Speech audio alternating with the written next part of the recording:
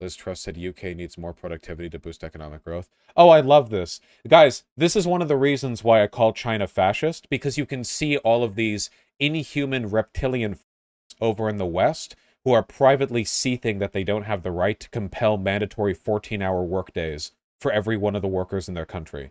Like, there's so many, you can tell all these, Tories or whatever are grinding their teeth. Like, if only our people were poorer and we had more sweatshops and... Where's that audio? Give me the link. In the recording published by The Guardian, Ms. Truss suggests Britons lack the skill and application of foreign nationals. Can I get, like, Liz Truss, you've said in the press that you won't give any handouts for energy price rises this autumn. What are you going to do for people that need support with rapidly escalating energy bills? Well, what I will do from day one is reduce taxes. So reverse the national insurance rise and also have a temporary moratorium on the green energy levy, so people are spending less of their money on fuel bills. But what I'm about as a Conservative is people keeping more of their own money, growing the economy. This is just a regular media clip. This isn't... I want the leaked audio.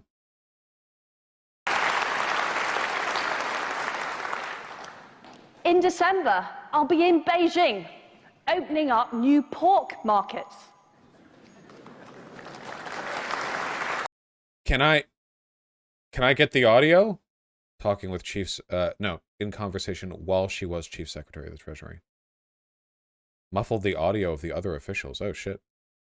Basically, British workers, I once wrote a book about this, which got mischaracterized. But British workers produce less per hour and that's a combination of kind of skill and application. Yeah. And there's a... Wait, produce less per hour than what? Though in terms of like the productivity per hour, Western countries are incredibly efficient because of all the multiplying factors of our means of production. If you look at productivity, it's very, very different in London from the rest of the country. But basically... Interesting. I can think of a couple interpretations of that statement that a Tory might mean.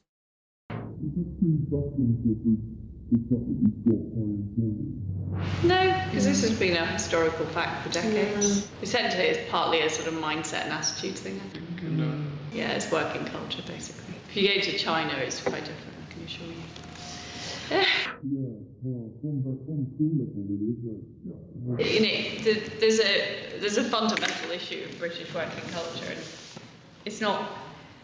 Essentially, if we're going to be a richer country and a more prosperous country, that needs to change, but... Remember, guys, like, child labor, like children being sent to coal mines at 10 years old, was only a century ago. There are literally people alive today who are alive to see that. Right now. Like, that's an actual thing.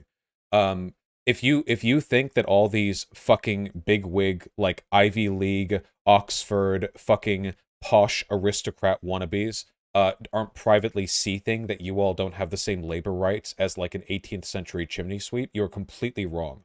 They absolutely want you to have that. That is all they want for you. Cushy Ivy League school. Did Liz Truss go to the University of Texas? I don't think people are that keen to change that. So I think there's a slight thing in Britain about wanting the easy answers, and I think that's... The easy answers she's referring to right now are labor laws. Her rival for PM, Rishi Sunak, is proud for not having working class friends. Wait, those are the two candidates? The two competing forces for the Tories are this woman and the guy who was bragging that he doesn't spend time around poor people? They're both worse than Boris. Oh, God, you didn't know? No, I try not to pay attention to your stupid fucking Anglo politics. I have enough on my plate, okay? Things may be fucked over there, but we're going to sink into fascism first, you know. I'm busy with this. And now you're doing this? Get your shit together. We can only manage so many fucking bad things at once. Sort your priorities. You know, that's my reflection on the election and what's gone before it. And the referendum, it's like, we say it's all Europe that's causing all these problems. It's migrants that are causing these problems. And actually, what needs to happen is, you know, a bit more graft. And it's not a popular message. It is true. A wealthy politician telling people that they should work harder and for longer hours and have fewer labor rights is actually quite an unpopular message. Boy, I sure do wish we lived in an era where stuff like this being aired would be considered disqualifying. Do you guys remember? It wasn't like it was only back in 2008 when Mitch McConnell's 2012 when it was Mitch McConnell's 47% speech that got him a ton of shit, where he said that not Mitch McConnell, sorry, Mitt Romney. I heard Mitt, yeah. Sorry, not Mitch McConnell, Mitt Romney. Thank you. Sorry. Yeah, Mitt Romney. Back in 2012, Mitt Romney, there was a speech that he gave to a bunch of, I don't know, billionaire pedophiles, whatever, where he said, like, basically 47% of this country is never going to like me or listen to what I do because they're all welfare queens and they only care about the government, like giving them more milk from the titty, you know? And that was like a big media scandal. Like back in those days when a Republican official said something that indicated like classism or a disconnect from the working people, like that was actually a hamper to their career. Now, like this shit just whatever, like this shit just spills out. It just does not matter, you know. It does not affect anything. What is this? I think this should be disqualifying. House GOP candidate Carl Palladino said Merrick Garland probably should be executed. Yes, I agree. It should probably be disqualifying for political candidates to talk about executing their political opponents. We should leave that to edgy YouTubers. When asked later for an explanation, Palladino said he was just being facetious. Yeah, this is a YouTuber thing, not a political candidate thing. Cool, great, phenomenal. Right. Well, excellent stuff right there.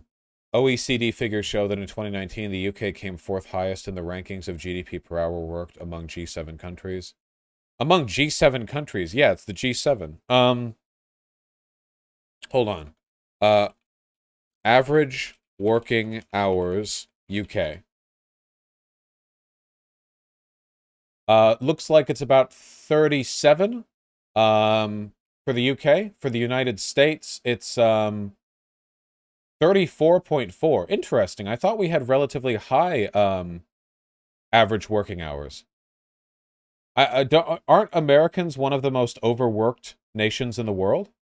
We're not quite as high as like... Wait, this source is saying 42.5. Wait, okay, I can't trust any of these numbers.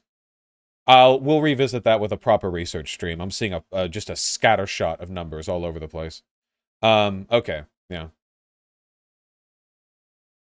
Also, the general public aren't voting for the next leader. It's the Tory party leadership. Yeah, of course, because it's a parliamentary system. But that does mean the Tories think that those two candidates, or one of the two, would be like the best, you know, representative for their party. List of countries by annual average labor hours. Here we go. Cambodia, Myanmar, Mexico, Malaysia, Singapore, Bangladesh, Costa Rica, South Africa, Hong Kong, Thailand, China, Vietnam, Philippines, India, Pakistan, South Korea, Malta, Poland, Indonesia, Greece, Colombia, Taiwan, Chile, Russia, Hungary, Peru, Sri Lanka. Hey. Okay, well, I wasn't even really reading them. I was just trying to keep the beat. So South Korea is really up there. Can kind of expect that. So Israel is really high up there. Didn't know that. United States here at 39. Japan. Oh, Japan's below us. God damn. Austria, Brazil, Ecuador, Canada, Argentina. The United Kingdom, right here. United Kingdom still 51. United Kingdom still has more work hours than Finland, Slovenia, Bulgaria, Australia, Sweden, Switzerland, Uruguay, Belgium, Luxembourg, France, Iceland, Netherlands, Norway. Germany is below it. I mean, I don't think the British for a developed country, you know, for like a modern first world country, I think the UK is doing fine in terms of like worker hours. Work hours, what does that apply? How many hours worked per year for average labor hours per worker 2017? I mean, obviously, we're not going to compete with countries like Cambodia, which are fucked.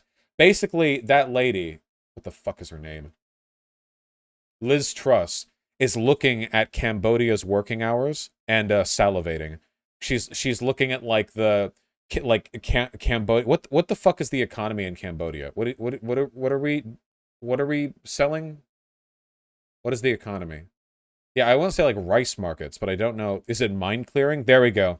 So we have like she's looking at like 6-year-old one-armed Cambodian mine detectors crawling around on all three limbs looking for leftovers for 17 hours a day, 7 days a week. And she's salivating, wishing that the average British citizen could be subjected to those hours. Oh yeah, of course, Variates. I mean, the cost of living is going to be higher in first world countries, and much lower in Cambodia. I'm pretty sure if you go to like Cambodia or Myanmar or whatever, with one $20 bill USD, you can like buy a house. That's why there's like a always been a trend, or at least over the past 50 years, of people from the West moving over to like Southeast Asia so they can retire off of much less money than they would need to retire over here in the West. Which honestly isn't like necessarily a bad idea or a wrong thing to do, because they do potentially bring, yes, a lot of it is sexpat stuff, but ignoring that, like if you have good intentions and just want to like go and live the rest of your life in a less expensive country, I don't think there's anything necessarily wrong with that.